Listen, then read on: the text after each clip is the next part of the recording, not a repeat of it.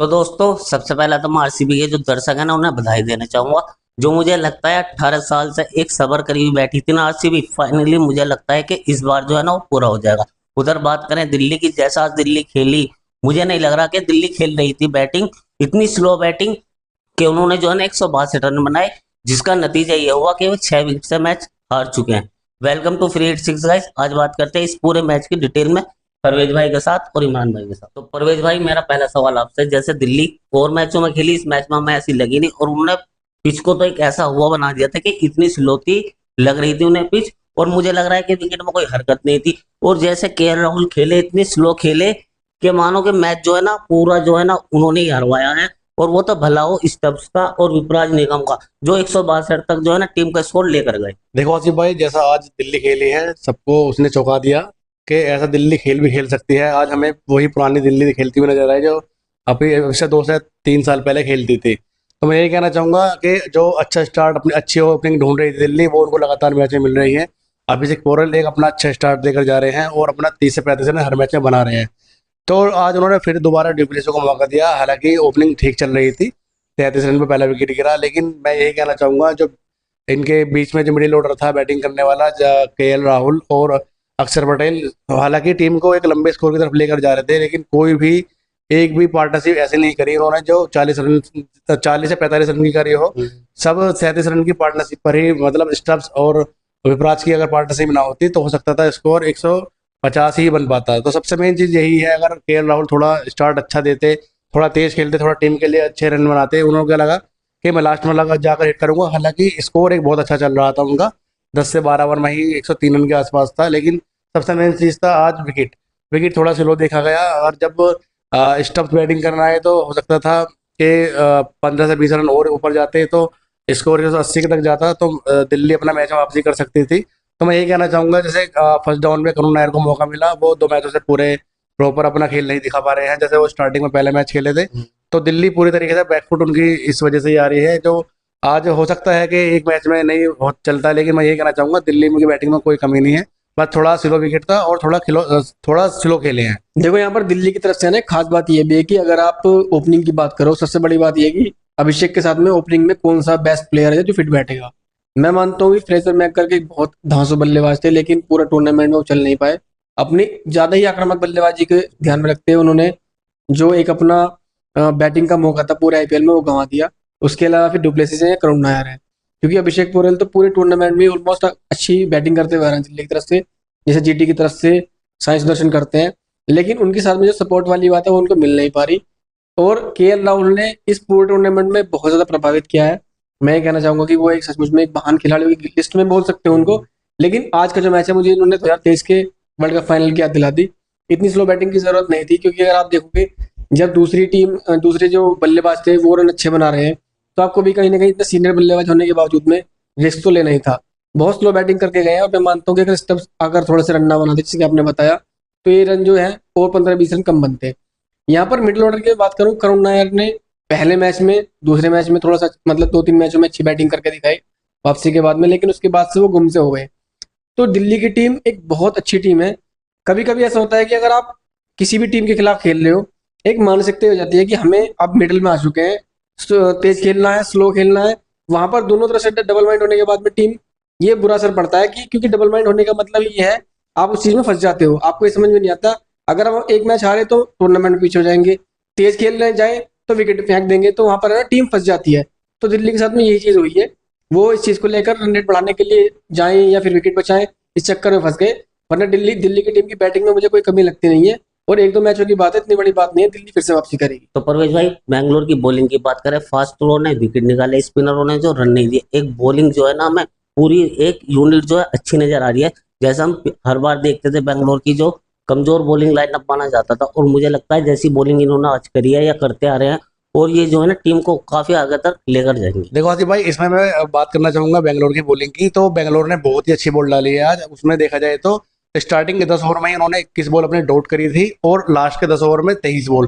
तो total 44 ball dot हुई है पूरे मैच में आज, जो कि एक बहुत ज्यादा दिल्ली के लिए शर्मनाक बात थी। तो मैं यही कहना चाहूंगा, बॉलिंग में आज कोई कमी नहीं थी, आज सभी ने अपना काम किया। जैसे भुवनेश्वर कुमार हम देखेंगे दोबारा से अपने रंग में नजर आ रहे हैं। उन्होंने 4 ओवर में 33 रन देकर 3 विकेट निकाले, जो कि बहुत अहम विकेट निकाले थे उन्होंने लास्ट में अगर देखा जाए तो।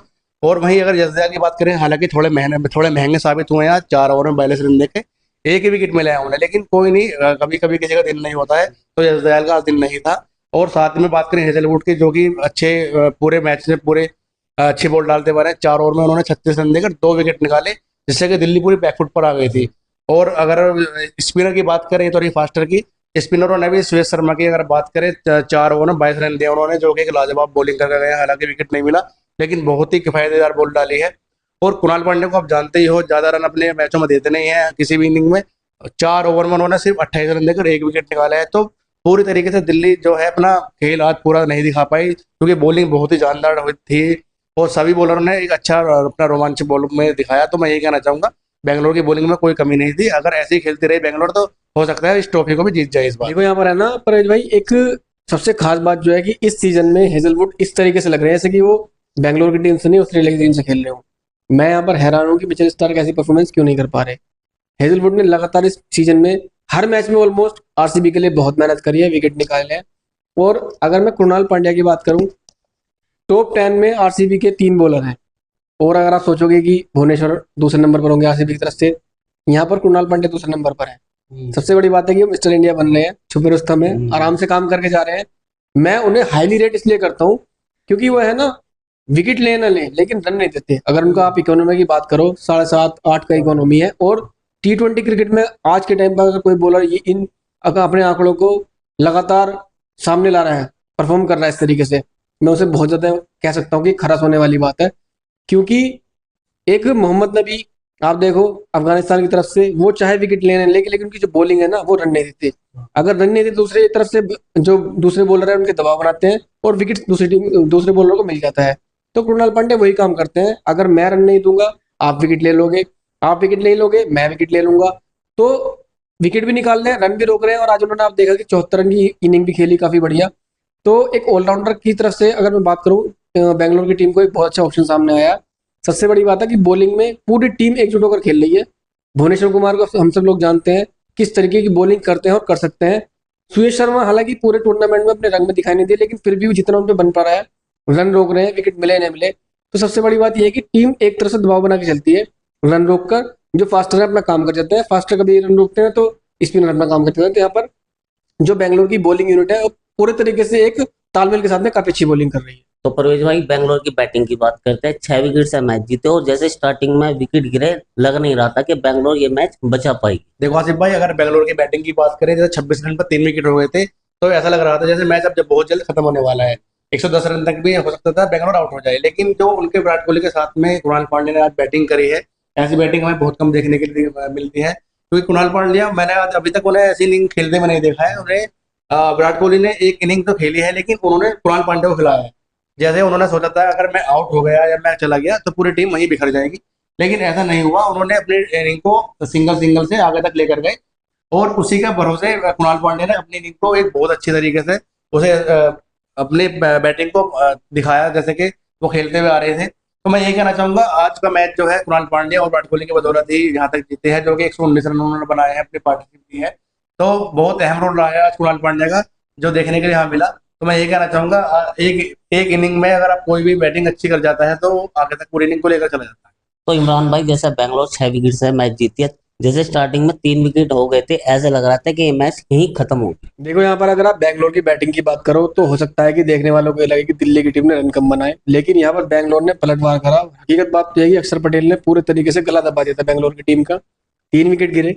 आज अगर आप देखो, मौका मिला है उन्हें जैकब बिथल को, और जैकब बिथल जो लोग जानते हैं अंतर्राष्ट्रीय क्रिकेट में, अंडर-19 क्रिकेट में बहुत बड़ा नाम है। अंडर ऑलराउंडर की मैं बात करूं, पूरे तरीके से भी उनको अभी इंटरनेशनल क्रिकेट में ज़्यादा टाइम होने, लेकिन फिर भी एक जो उनकी छवि है ना, वो बहुत धाकड़ बल्लेबाज की है। 6 हिटिंग अच्छी करते हैं और बॉलिंग भी अच्छी डालते हैं। 3 विकेट जल्दी गिरे वो एक अलग कहानी है, लेकिन उसके बाद में जैसा होता है ना कि अगर एक टीम का एक बल्लेबाज और खासतौर पर विराट कोहली जैसा बल्लेबाज आपके साथ में खड़ा, तो मैं कहता हूँ ये तो कृणाल पांड्या थे, फिर भी एक नामी गिरामी बल्लेबाजों की गिनती में आते हैं। अगर आप कुलदीप यादव के हाथ में बल्ला थमा दोगे ना, तो मुझे लगता है कि 50 ओवर वो भी मार के चले जाएंगे। क्योंकि विराट कोहली ने, अगर आप देखो, इनिंग स्लो खेली है, सबको लगेगा ये इनिंग स्लो थी, लेकिन किसी को ये मालूम नहीं है कि वो कृणाल पांड्या को खिला रहे थे। उन्होंने खड़े खड़े पिच पर पूरा मैच का एक जाल बुन दिया कि मैं आपको खिलाऊंगा, स्ट्राइक दूंगा, आप हिट करो, मैच को एंड तक लेके जाओ, मैं अपनी विकेट नहीं दूंगा, आपको खेलना जिस तरीके से खुल के खेलो। जब इतना बड़ा बल्लेबाज आपको एक भरोसा दे दे कि मैं आपके साथ में खड़ा हूँ, आपको कोई सोचने की जरूरत नहीं है, आप जिस तरीके से खेलना चाहते हो खेलो, अपना एक जो नेचुरल गेम है, तो मैं मानता हूँ कि यहाँ पर विराट कोहली की तारीफ ज्यादा करनी पड़ेगी। उन्होंने एक मेंटोर की तरह, एक टीचर की तरह यहाँ पर कृणाल पांड्या के साथ में पूरी इनिंग को बिल्ड कर दिया। देखने वाले हैरान में रह गए कि किस तरीके से उन्होंने 100 नेशन की पार्टनरशिप करी और ऑलमोस्ट एक जीता जीता मैच था ये दिल्ली के लिए, जो उनके मुंह से निकाल कर ले गए। तो कृणाल पांड्या में बॉलिंग के लिए हम तारीफ कर रहे थे, लेकिन यहाँ पर बैटिंग में भी काफी अच्छी बैटिंग करके दिखाई है और ऑलमोस्ट उन्होंने अभी तक के अपने आईपीएल जीवन की सबसे खतरनाक पारी खेल दी। लेकिन जो उनको चलाने वाले का पीछे मास्टरमाइंड था वो विराट कोहली था। तो सबसे बड़ी जो एप्रिसिएशन है मुझे लगता है कि विराट कोहली को मिलना चाहिए इस चीज के लिए। देखो आसिफ भाई, जैसे इमरान भाई ने बताया, बेंगलोर ने आज बहुत अच्छी बैटिंग करी है और बहुत अच्छा खेल दिखाया है।